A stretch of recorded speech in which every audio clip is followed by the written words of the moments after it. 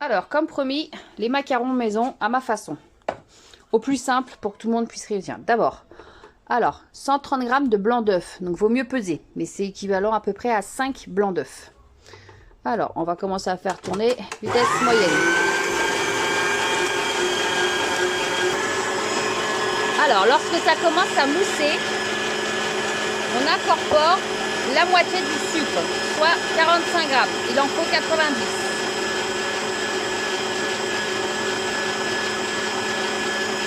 Voilà. Et on augmente la vitesse. En fait, on va faire juste une meringue. Alors, quand on commence à voir la meringue, on met le reste du sucre. Et on met la vitesse maximum.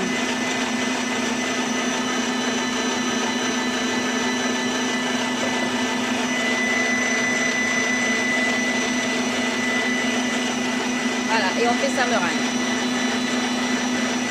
Meringue française. Alors, une fois la meringue finie, on a un beau bec. Donc là, on a notre meringue. Voilà.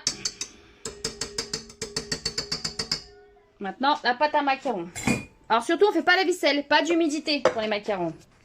Alors, amande en poudre. Alors, normalement, il y a 140 g, il faut la tamiser. On est chez nous, on fait entre nous, on s'en fiche.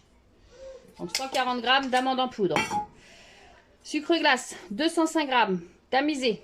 Ça, on peut tamiser, c'est facile à faire. Les amandes, c'est difficile. Hop. Voilà. Et 15 g de chocolat de cacao non sucré, chocolat style Van Houten. On a dit 15 g. Voilà. Ensuite, on mélange le tout. Hop. Bien mélangé. On est tranquille.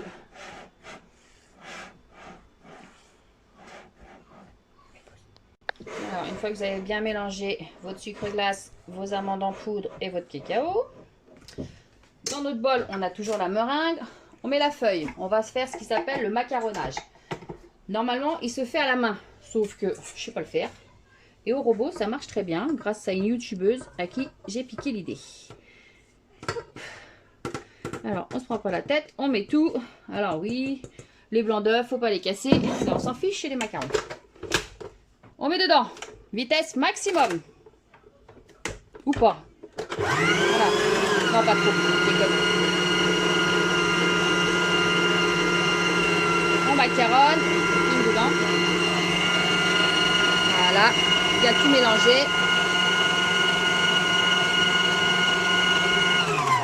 Alors, mieux vaut le faire en plusieurs étapes. Hop, histoire de tout rassembler au milieu. Il y en a toujours dans le fond. Hop. Le plus relou dans les macarons, j'avoue, c'est le macaronnage. Vitesse moyenne et on accélère.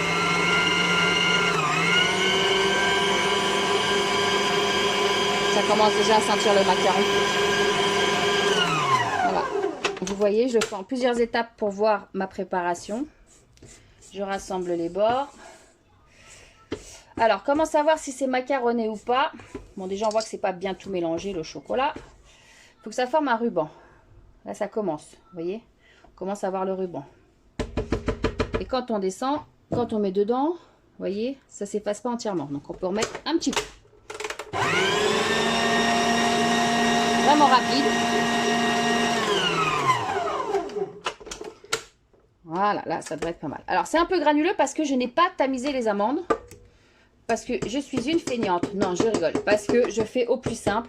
C'est pas des macarons que je vais déguster avec la haute société. C'est des macarons que je vais déguster avec mes enfants.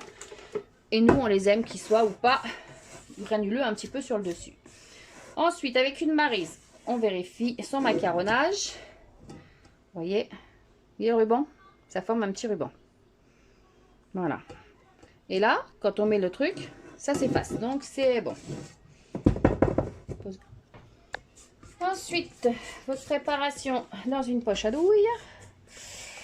Alors, il existe des poches à douille jetables. Moi, c'est ce que je prends, sauf que je les lave un petit peu. Je les utilise 2-3 fois. Hein, il ne faut pas déconner non plus. Si vous savez faire la vaisselle, il n'y aura pas de problème. Hop. On met tout sa préparation dedans. Et surtout, toujours pas de vaisselle, pas d'humidité. Vous ferez la vaisselle quand vos macarons ils seront dans le four. Voilà. Donc, j'en ai plein les doigts. Même cru, c'est délicieux. Alors, pause. Ta première vidéo, t'as Alors les loulous, bon, les macarons sont dans la poche à douille. Je ne peux pas les cuire pour l'instant parce que dans le four, on a les brioches. Donc on revient tout à l'heure. Allez, c'est parti, on poche les macarons.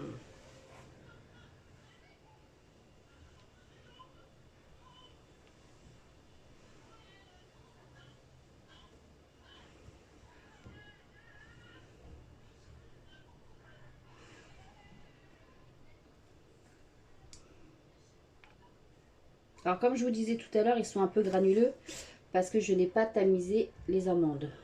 Mais ça ne change pas le goût. Tamiser les amandes, c'est beaucoup de travail.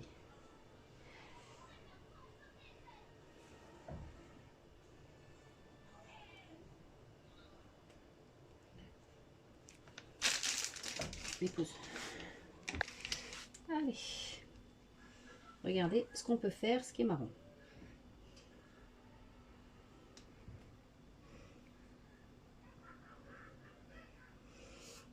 Mignon, non? On va les faire normal.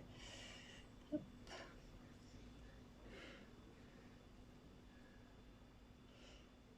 C'est de les faire à peu près tous de la même taille. C'est moins facile quand on n'a pas de patron.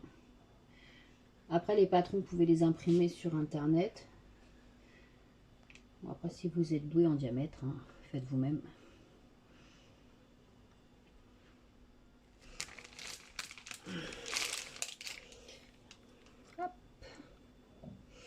Allez, on va essayer en forme de cœur.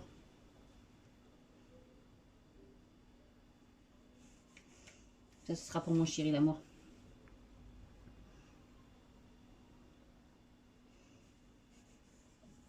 Ce qui est bien avec la pâte à macarons, c'est qu'on peut faire ce qu'on veut.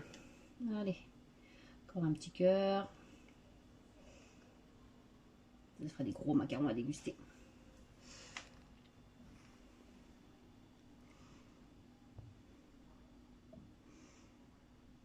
Voilà, bon, il en reste. Dans la poche à douille, hop, prochaine tournée. Ensuite, une fois que vous avez fait vos macarons, on tape. Vous avez vu? Après, on laisse sécher 15 minutes. Alors, une fois les macarons séchés, hop, c'est-à-dire on touche. Alors, il y a mon doigt là, on touche. Vous voyez, ça a séché. Hop, on les met au four. 160 degrés pendant 12 minutes. À chaleur tournante le four, bien sûr. Voilà, c'est parti. Au four, 160 degrés, 12 minutes.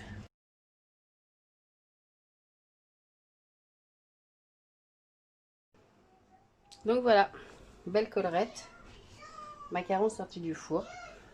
On va attendre que ça refroidisse. Délicieux. Par contre, pour la deuxième plaque, j'ai voulu mettre les deux dans le four, mais c'est une plaque par une clap. Les deuxièmes, ils sont ratés. Comme quoi, tout n'est pas parfait. Donc là, pour faire la troisième fournée, ce qui m'en reste, il faut que j'attende de refroidir correctement la plaque. Surtout, ne pas mettre de préparation sur une plaque chaude. Alors, les petites coques refroidies, bah, je les démoule. Je les assemble. Je laisse bien refroidir. Et après, on fera le montage avec la ganache. Go. Alors, voilà, petits macarons, ils sont faits. Alors, pour les personnes qui sont pas très loin à la poche à douille, faites comme moi. Petite cuillère. Mais la dose de ganache. Alors, rappelez-vous, c'est la ganache dans la vidéo précédente. Voilà, on met sa petite dose de ganache. Hop. Et si ça bave un petit peu, avec le petit doigt. Et voilà. Hop. On reprend la ganache. Après, vous pouvez en mettre plus ou moins, hein, selon ce que vous aimez. Hop là.